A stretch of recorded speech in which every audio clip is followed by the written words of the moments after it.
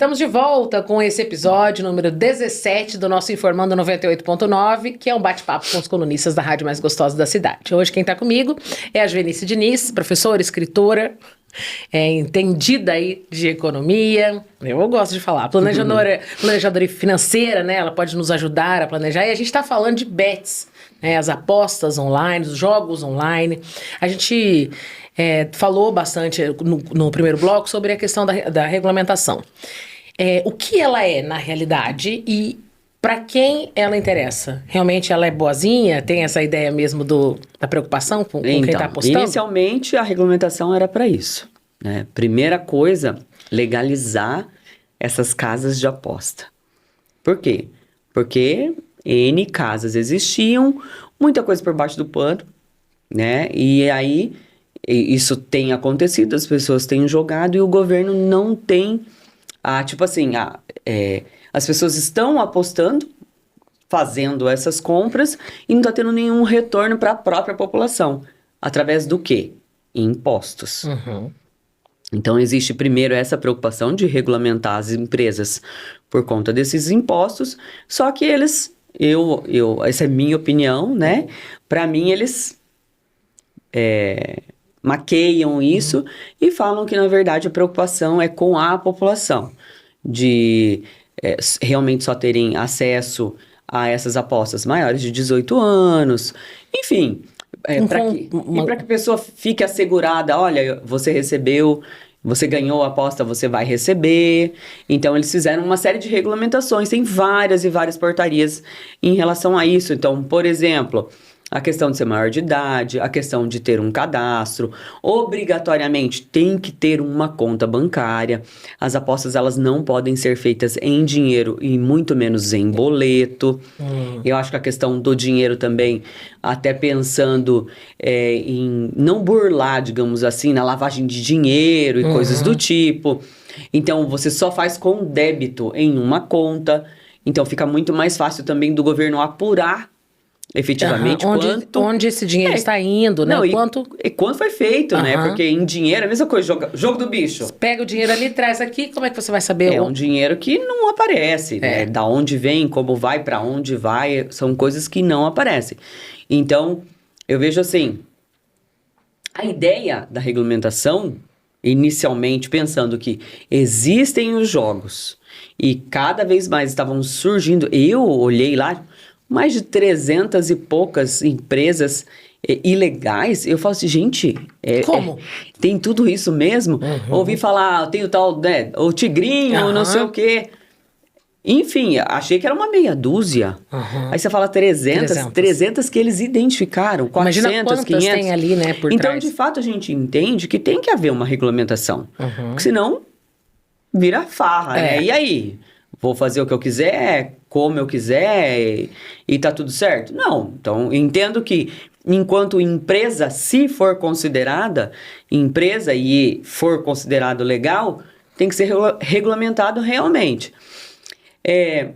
O intuito real é sim ou não de precaver essas pessoas, né? Os menores de idade ou as pessoas mais idosas, ou pessoas que, até pensando em golpes, eles também falaram que para as pessoas não caíssem em golpes. Enfim, tudo bem, existe toda essa regulamentação. Posteriormente a isso, né, isso começou lá em 2018, foi aumentando muito o número de apostadores, né?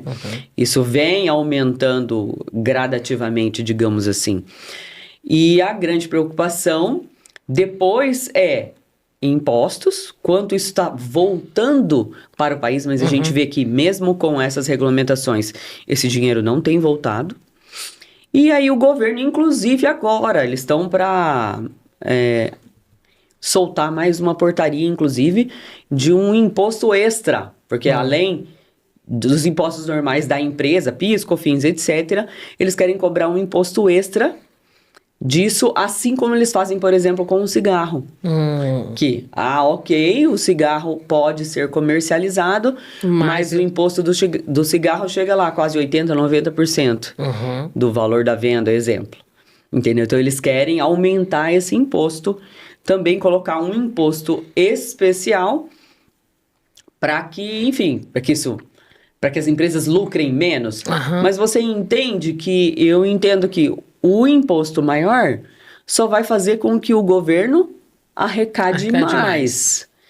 Mas e o problema real que está coexistindo agora, que eles falam, por exemplo, da questão de já estar sendo considerado uma pandemia? Na verdade, esse imposto deveria ser vinculado à saúde, por exemplo. Então, mas o imposto vai aumentar, mas ele já tem... Você pensa, eu acho que agora é só o que está faltando, porque eles já criaram uma secretaria para as empresas de jogos. Imagina, chegou num ponto de criar uma secretaria para isso. Agora eles só faltam destinar uma verba para a recuperação das pessoas viciadas. Ou seja, algo que, de fato, foi regulamentado pelo governo, que está trazendo mal à população, à saúde da população, de fato. E pode parecer uma bobagem, mas não é, tá? Até pelos números que eles já têm. E que agora eles vão gastar dinheiro com isso. Mas a gente vai arrecadar, não tem problema não. A gente vai arrecadar, enfim. E aí eu trago até um outro questionamento, que eu não tô aqui para fazer questionamento, mas uma reflexão para você, né? O quanto isso, ou quanto a regulamentação de algo que é considerado, já está sendo considerado uma droga. Se ele está considerando isso como uma pandemia atual, já é considerado como uma droga.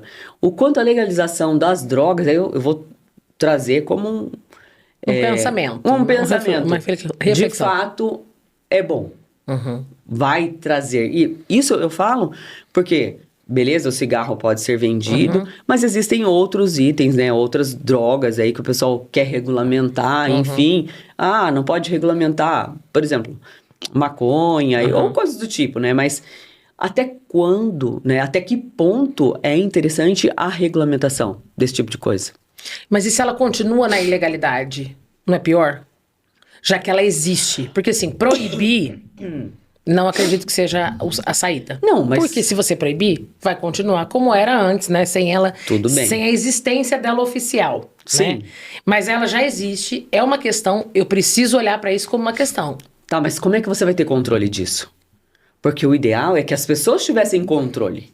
Sim. Entendeu? Mas é uma compulsão, é realmente um problema. Então, mas né? como você vai controlar? E aí tá provado, nesse caso, está provado que a partir do momento que eles fizeram essa regulamentação, por exemplo, 50%, a regulamentação efetiva em termos de mídia, etc., se aconteceu agora no final de 2023. E agora que apareceu na mídia e tal. Mas que de janeiro para cá, 50% dos apostadores, 50 milhões lá, dos 50 milhões, os 25 milhões são de janeiro para cá, e aí?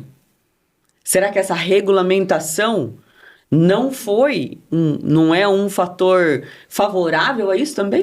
Eu acredito que sim, porque você regulamenta, a Deolane pode falar, o Gustavo Lima pode falar. Eu ainda acho que que assim, isso trouxe essa consequência. No sentido, né, já que tá regulamentado, eu posso falar. Eu sou a Carol, eu falo, Vinícius, joga aqui, é bem legal, você vai ganhar, tá? Eu já ganhei R$1.000, ganhei R$1.000. Então, e o quanto isso está sendo bom? Ou seja...